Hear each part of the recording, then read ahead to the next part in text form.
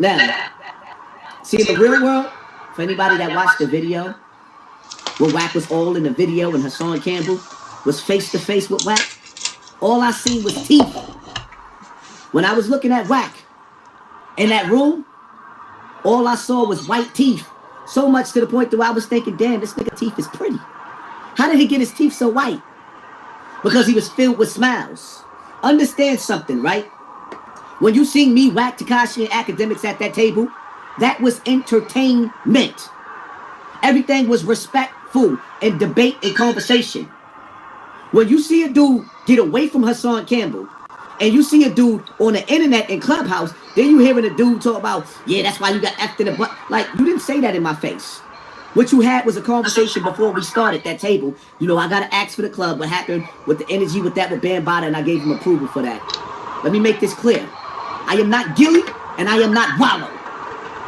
Yeah, Big Baby JTV. Like, comment, sub, man. Like, comment, sub. I might put the clip earlier in the video, or I might put it a bit later, but Hassan Campbell, right, versus Wack100. And how did this start? So, as I said in my previous video, there was a podcast between Hassan Campbell, Tekashi 6ix9ine, Wack100, and DJ Academics, and a bunch of hooligans at DJ Academics podcast studio, right? Now, let me give y'all some background. Wack100 is managing Tekashi 6ix9ine. And Hassan Campbell is a YouTuber that's very popular and that Tekashi invited on. Tekashi really rocks with Hassan Campbell. And I'll tell you what, as somebody who's a commentator like Hassan, I get inspired by him. I think he's the OG. He is very, very, very entertaining, very good YouTuber, right? Or YouTuber. I'm a big YouTuber. It's funny as hell. But let's be real here. Let's see what's going on. What happened, right? So they were very respectful towards each other on the pod. And then, you know, Wack100 goes on Clubhouse. He's literally a super thug, super gangster, the biggest OG, biggest blood, catch a fade with anybody guy on Clubhouse. As I say, being tough over the internet is incredibly easy. Being tough in real life, that just shows who you really are. Now, look, do I like Wack? No, I don't. Is he super entertaining? Absolutely. I think that he's one of the best media guys out there, and he's actually going to pop off if he does release a podcast. But what happened was, on Clubhouse, Wack100 kept going in on Hassan, saying, hey, man, what happened to you and Bambaataa? Why didn't you, Afrika Bambaataa, why didn't you beat up or even assassinate or retaliate, get vengeance on Afrika Bambaataa? What's the context? Afrika Bambaataa is one of the pioneers of hip-hop, okay? And what he did is that he used to molest little boys. Hassan Campbell was one of his victims, right? But instead of Hassan Campbell getting revenge on him when he's older, right, portraying the super gangster persona, he almost embraced Afrika Bambaataa and was cool with him even to this day, right? So it's like, oh, why are you saying on one end of your mouth that he violated you, molested you, and then you sympathizing with him on your other breath, right? It's a lot of hypocrisy. Now, look, I'll say this about Hassan Campbell. He's a major hypocrite. We're not going to deny that. I'm not going to deny that, right? But guess what? So is Tekashi. So is Academics. So is Wack100. And so is every single human on this planet. Now, look, I don't know about the psychology of people who've been abused or victims of that type of, you know, molestation or all those things. I sympathize with that. I sympathize with them. And we should protect victims. We should stop that cycle, especially in the black community, especially the boys, because it does happen to boys as well, right? And it does need to be talked about in a serious tone.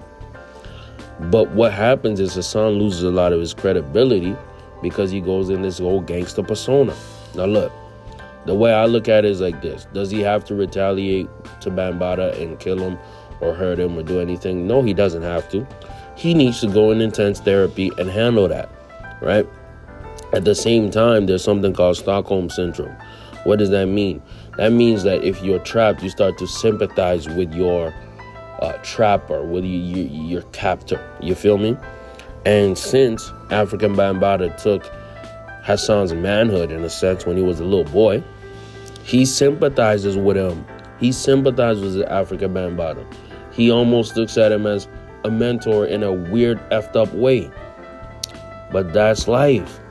And for Wack100 to basically go at him for that on Clubhouse, not face-to-face, shows that Wack100 is kind of weak, bruh. We all know Hassan Campbell is a hypocrite. He's entertaining though, right? Wack100 is also a hypocrite, entertaining though. But why are you gonna buck up on him, right, during a Clubhouse application instead of bucking up on him in real life? Now, I can respect Wack100 for asking those questions in real life, but why are you gonna be all kind of super thug, super gangster on the internet, bro? Like, aren't you supposed to be on pie rule, Mr. Thug? Mr. Super Thug, Mr. Super Blood? Corny. Super corny. So what happened next? Hassan Campbell had recorded a phone call he had with Wack, where Wack talked about extorting Nipsey Hussle, where Big U was saying he also extorted Nipsey Hussle. What does this tell me? This tells me that all these people are snakes. And this tells me that this whole beef could have been fake to rile up drama, because Hassan is coming out with a podcast and Wack100 is coming out with a podcast. Oh, how convenient to beef. How convenient. I think this beef is fake. This beef is fake, but it opens up a really interesting conversation about retaliation, revenge, and molestation for young boys. We gotta talk about it. We gotta talk about it. And you know, this channel is pro-male, especially black male, and we are out here to support men. That's one of my first priorities on this channel. Like the video, bro.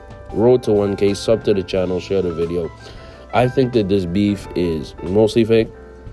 There's some realness to it, you know. I think that, you know, Wack100 is kind of goofy, especially for his grown ass age. You're pushing 50. Like, why are you on that super thug type ish, right? I think Hassan Campbell is a lost man. He's trying to do good, but he gets in the mix of, you know, bad situations and tries to portray an image of what he actually is not right now. You're a family man. Stick to being a family man. Stay consistent.